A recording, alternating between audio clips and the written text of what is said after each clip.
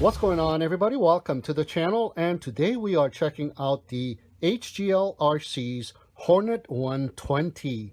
It is a 120 millimeter FPV racer, plug-and-play version only, so you'll have to supply your own receiver, in which I have already attached a XM receiver, FR Sky. Now, this is one solidly built quadcopter, guys. I cannot even bend the frame just a tiny bit at all. I believe the frame measures in at 3 millimeters, as well as the side plates. Okay, the frame is 3 millimeters exactly. Side plate measuring in at 3 millimeters exactly. And the takeoff dry weight on this baby here is 89 grams.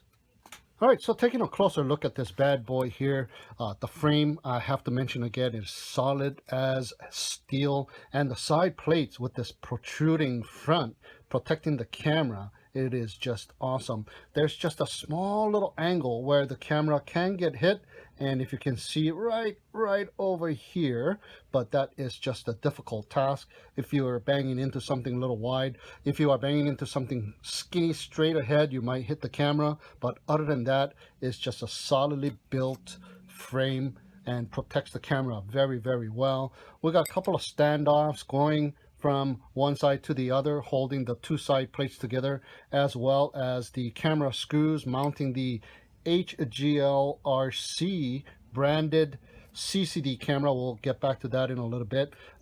Some screws holding down the side plates, 1, 2 in the front and 3, 4 in the back. We got the Velcro strap already installed for us, as well as the anti-slip pad for your battery, and there's the 4 screws holding down the 20 by 20 stack, and we got the transmitter on top, flight controller in the middle, and the 4-in-1 ESC on the bottom. We'll get back to that as well. Now, as you can see, I got my zip tie holding the XM receiver antenna wire just taped onto the zip tie, as well as a shorter zip tie to hold on to the VTX antenna. Just taped it on it so it doesn't wobble around, and the VTX antenna is attached to the VTX via the IPEX connector, so you need to tie that down. I was going to tie it down right here as well so that the antenna doesn't get ripped off and pulled out, but I think it will hold as long as you don't crash real violently. So cross your fingers not to crash real violently there. So let's take a look here. We got the XT30 connector, and I did zip tie that. There's also a zip tie holding it right out of the box, so that is really nice of them to do so, but I always like to zip tie it to one of the hind legs for added protection. I did put some black electric tape to hold down the motor wires down on all 4 of the arms. Now, taking a look at the props, we got some tri-bladed props, the Gemfan flash, but this time we got the 3-hold ones. So these are the 2540 tri-bladed props here, and they are looking fantastic. And look at how close it comes to hitting the side plates. Oh man, it's like not even 1 millimeter. It just barely clears it. So that is the biggest prop that you are ever going to put on this quadcopter here. And the motors that we are given are the HGL-RC's HGL Tech branded motors, and they are called the Flame motors, and appropriately named because these motors do get pretty hot. They are the 1106 6000 kV motors with some semi-open bottom construction, and they are some powerful motors on 3S, and they are a rocket on 4S. The camera up in the front is the HGL-RC's XJB ELF camera. It is a 1/3 of an inch CCD 600 TV line camera with a 2.3 millimeter lens, and the field of view on this baby is 120 degrees. All right, so taking a look at the middle of the quadcopter here on the triple stack formation, and it is anti-vibration mounted with a couple of these rubber grommets underneath of the ESCs, and the ESCs are the 4-in-1 BLHeli S 13M ESCs with 20 amp burst, and they were preloaded with 16.5 firmware. It is recommended for 2 to 3S batteries, but I ran it with some 3 to 4S batteries and they did just fine. And they are the D-Shot ESCs, and they are also the power distribution center as well. Next up, we have the flight controller, and it is the HGLRC branded XJB F413 Omnibus F4 V2 flight controller. That is a mouthful there, and it is sporting a built-in Betaflight OSD, so that is awesome. And it also is sporting a 16 megabyte flash drive built in for your black box data logging needs, and we have the VTX above it. And it is a 48 channel pit mode, 25 milliwatt, 100 milliwatt, 200 milliwatt, and 300 milliwatt switchable VTX, and it is sporting the Immersion RC Tramp protocol, so you are able to change all of the stuff like channels, the frequency, and the power output via your OSD menu in Betaflight with your remote control. And we do have the IPEX connector for the dipole antenna, and it is also sporting a single button right here, so you can change the channels, the frequency, and the power output if you want to use that button as well. All right, guys, I got the quadcopter powered up, and I got a FPV monitor here. It is the TRS-2000 FPV monitor, and this time around I have the quadcopter bound to my jumper remote, and it is already bound. So I'm going to go ahead and throttle mid-left and pitch forward. That'll give me into the OSD menu, and I'm going to go down to the features, and we are going to go down to the VTX TR for Immersion RC Tramp protocol, and we're going to go into that. There you go. I have the pit mode on off, I have the band on Fat Shark, and I can go ahead and switch over the band to whatever I want, and I can also change the channels on it as well, and I can change the power output. I have it set on 400, and that is equivalent to the quadcopter's 350 milliwatt power output. All right, so right now if we look at the quadcopter, it is sporting a number 1, and you see that little dot blinking right there on the corner, right hand corner. Wait for it. It is blinking 4 times, as you can see. Let me bring it up closer to the camera here. 1, 4 blinks. All right, so let's go ahead and change that power output to 200 and go on down to set and confirm and set it to 200. And let's check out to see whether or not it is truly working. So we got the number 1. As you can see, it just blinked 3 times, and that is the indicator that it is on the 200 milliwatts. So let's go on down and set it to 100 milliwatts and go down to set and confirm and make sure that we are set to 100 milliwatts. 2 blinks this time. Yes, just 2 blinks, as you can see there. There you go. And you can change it back, and you can go ahead and change the channels. It is set on 1 right now. I'm going to change to 2, and it's going to get fuzzy because we're going to be out of frequency. So let's go on down to set and confirm. See, as you can see, we are all messed up at the moment, and we are not able to get the frequency correctly. So yeah, the Tramp protocol is working on this quadcopter. All right, so I'm going to go ahead and change it back to frequency 1 by hitting that button right here. And if you just hit it, it'll change the channel to 4, 5, 6, 7, 8, and back to 1. And we should have OSD menu back. Now we are back in frequency. All right, so I think that is just about it. And oh yeah, it does come with a buzzer LED combo circuitry in the back, kind of sandwiched between the two side plates there. And also there's another plate like it sandwiched between the two side plates right here, where the VTX antenna was coming out of the middle. There was a hole in the middle of that plate in which I took off the VTX antenna and routed underneath of it in between the standoff, and I just put a zip tie to hold it in place, so I don't think it will bother anything, because there is absolutely no room to put your receiver on. So I just double-sided sticky taped it to that little plate. And another place that you might be able to put your receiver is in between or in behind of the FPV camera. There's a little recessed area. You can kind of slide the receiver kind of sideways and kind of stick it on there. But that is just about the only couple of places where you can put the receiver on this compact 120 millimeter frame. So let's go and check out its performance at the park. All right, we are just about ready to go with the HGL RC's Hornet 120. And here are some of the batteries that I'm going to be testing it out with. I got a 550 milliamp GNB 3-cell, and I got a Zot Power 550 milliamp 4-cell. So we're going to do the line of sight testing with these guys here. And then when we go over to the FPV, we're going to use the 850 Infinity 3S and then 650 Tattoo 4S. So let's go ahead and check that out. All right, here we go with our first line of sight. We got the 550 3S GNB. Let's go and check it out.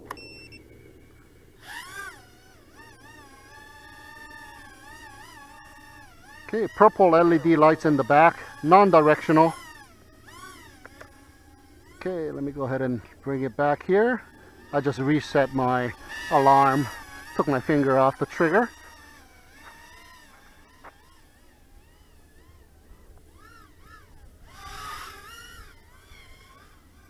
Oh yeah, very nimble and nice power too with the 3S.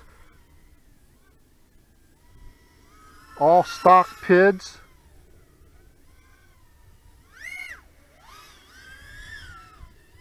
Oh yeah, this thing's got a ton of power with the 3S. Wow, I almost lost it over there. Holy cow.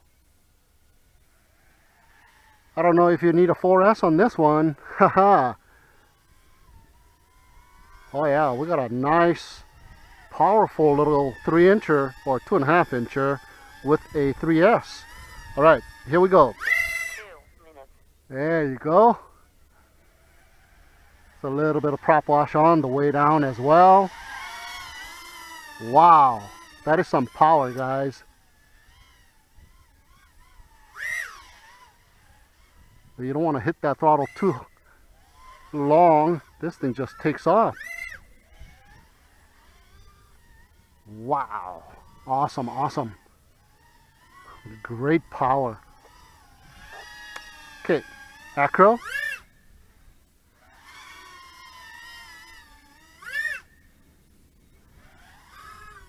Pretty good, not bad.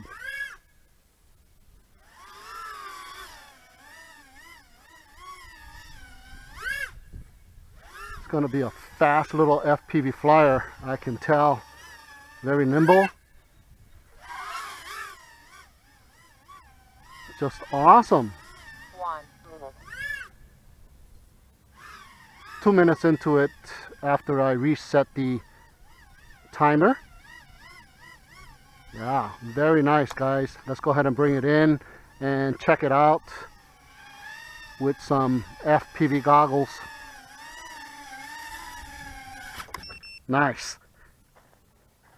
Alright, just took the battery off of the quadcopter with our first line of sight test, and the motors are very hot.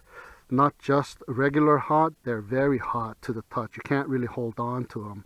So I'm still trying to feel if I can just grab onto them, and now I can kind of hold on to them. So it's pretty hot. Betaflight default PIDs, I got 2 of the filters turned off. The D-notch filter is still turned on, and the motors are just hot. Now they have finally cooled down, so I'm able to hold on to them without no problem. It's just warm now, and slowly they're starting to get a little bit on the normal temperature here. Not cold, but still a little warm. So yeah, it's taking a little while for the motors to cool down, so be careful. I don't know if we really need to fly it with the 4S. I'll test it out. I'm just going to do a short flight though in 4S because the motors on 3S is getting hot. All right, here we go with our first FPV flight with the 3S, the 850 milliamp Infinity. All right, let's check it out. Yeah, the motors get really hot on this one, even with the 3S. And, oh wow, the RSSI is not high at all. Okay, so good so far. Okay, it's going down. Ooh, wow. I just lost it here with the XM receiver. Wow. Okay, let me stand up and see if I can reconnect.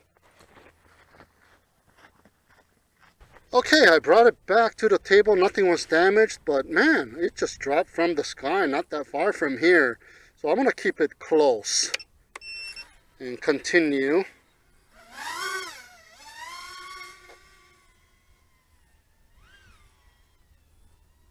Okay, we'll just hover around this bush and right immediate vicinity of my location here. Okay, there we go. Yeah, that RSSI value just drops.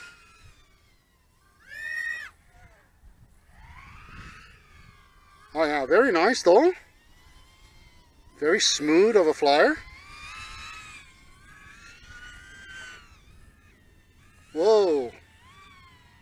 Yeah, this one has some kind of issue with this XM receiver. I believe that this might be a bad XM receiver or something because the RSSI value should be a lot higher. And I almost got a fail-safe inside of them bushes too. So, gotta be careful with this one.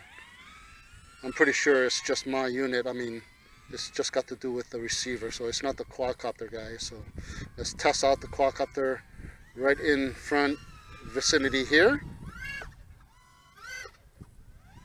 Oh yeah, feels very nice.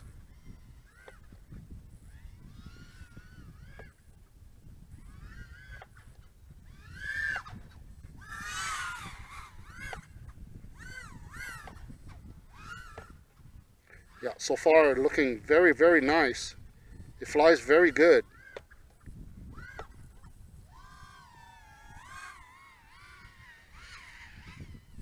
The controls are really nice too. Very, very maneuverable here. Woohoo! Always keep a forward pitch. Once you slow down, you start just wobbling left and right. There, I got a little fail-safe right there again. Yep. So, must have a faulty... Oh, there's a lot of vibrations there. So definitely lower down the P gains here.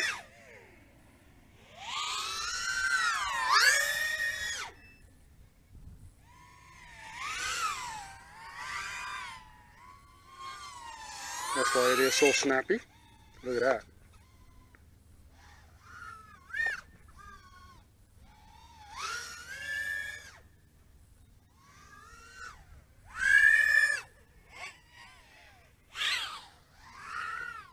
Wow, it's nice though. Very, very quick and very highly maneuverable.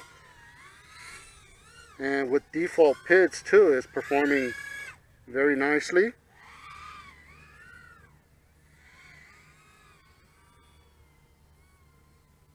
And the camera quality is just awesome. Such a small quadcopter. It's got a nice camera. Okay, I don't want to go too far. Hahaha.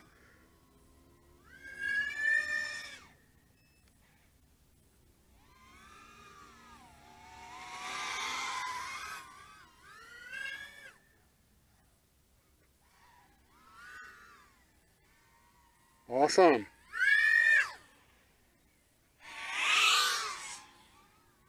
There's some oscillations there.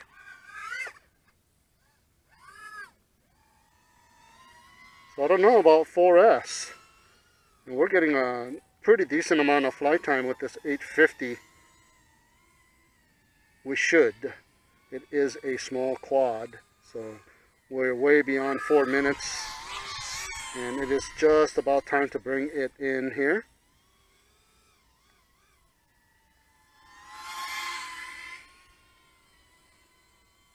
Okay, I'm gonna just go ahead and bring it in and call it about 5 minutes of flight time. Pretty decent. All right, here we go. We got a 4S battery, a 550 milliamp 4S battery, and I touched the motors again after that FPV flight with the 3S 850, and yeah, the motors are very hot. So we'll check the motors out as soon as we do the flight with the 4S, and we won't lengthen the flight time on the 4S as well. So let's just go and check out the performance of the 4S battery with Betaflight defaults.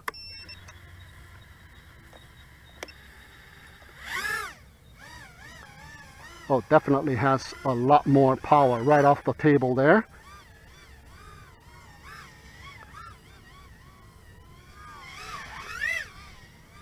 Well, it's a rocket, guys. 2 minutes. It is too fast.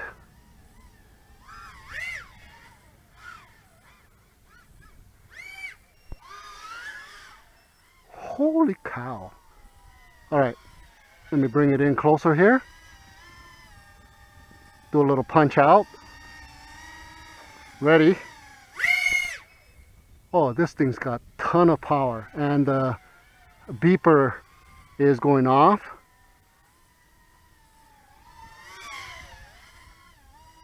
Okay, one more punch out here. Wow. Oh. Wow, talk about some power, guys. This is some power. So I'm gonna go ahead and bring it in. Lost orientation. Thank God for the LED lights. Okay, I'm gonna just go ahead and bring it in. 1 minute. Okay, let's touch the motors. Oh yeah, pretty hot. You can't hold on to it. So although the 4S battery does give you a lot of power, the motors get super hot. Wow, but it is just a rocket with the 4S battery. All right, let's test it out with some FPV with another 4S. Okay, we are ready to go with the 4S FPV flight, and I situated myself away from the car so I don't have anything immediately around me, so maybe that might be the solution to this low RSSI. It is 100 degrees, that's why I'm sitting underneath of the shade, the only shade that I can find, which is my hatchback shade. So let's go and check this baby out with the 4S. Woo-hoo-hoo. Oh yeah, oh, the RSSI is still very low. So I'm gonna keep it close still yet.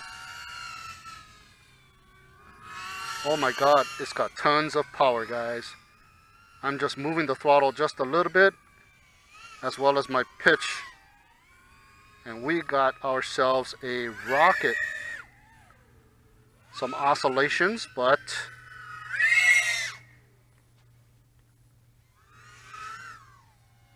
wow. Okay, here we go. Punch out. Hang time. Nice. Uh-oh. Had a little fail safe. I have my fail safe on hold, the throttle on hold, so it doesn't just drop. I can regain possession, even though if it's a split second fail safe. So thank God I did that, and it didn't just drop. I was able to regain control there. It was gliding by itself for a little bit. Yeah, so definitely I got a faulty XM receiver, I believe. Yeah. Okay, back to the task at hand.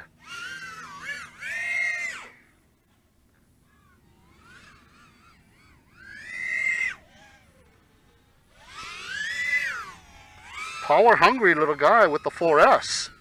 Look at that. Wow, it's not even giving me almost 2 minutes 1 minute. with a little bit of punching.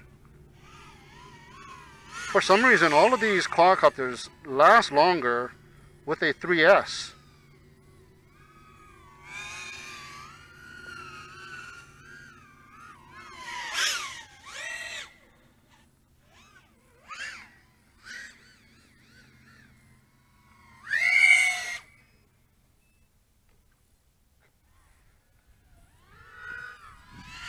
Okay, there we go. I'm going to go ahead and bring it in for a landing and check out how hot the motors are with the 4S. 20 seconds. There we go. 10, 9, 8, 7, Holy cow, the motors are super hot. I can't touch the motors. 3, Yeah, so although you got tons of power with the 4S, there comes a responsibility portion, and the motors get too hot, guys. Yep, definitely a beautiful flyer with the 3S. And you don't even need the 4S because it's got tons of power with the 3S as well. All right, just got done checking out the HGLRC Hornet 120 line of sight as well as FPV, and this thing's got tons of power, and it's power hungry as well with the 4S. Yeah, it only gave me a little over 2 minutes of flight time with the 650 4S. Here's the 2 batteries I used, line of sight and FPV, and this thing's got super power. Just a rocket on 4S. I don't think you even need to fly this thing on 4S. It did fantastic with just a 3S battery. I did the line of sight with this one and the FPV with the Infinity 850, and it gave me tons of flight time as well as tons of power with just the 3S. Just a fantastic little micro quadcopter. So I'm going to go ahead and fly it with this one here after this commentary, just to see what kind of flight time I get with this cheap 350 milliamp 30C 3S battery. And it fits on there pretty nice, tiny little battery size, so I'm going to check it out with that. Alright, so there is my review and flight test of the HGLRC Hornet 120. Just a rocket of a micro. Thank you so much for tuning in and watching. Have a great day, and we'll see you again next time.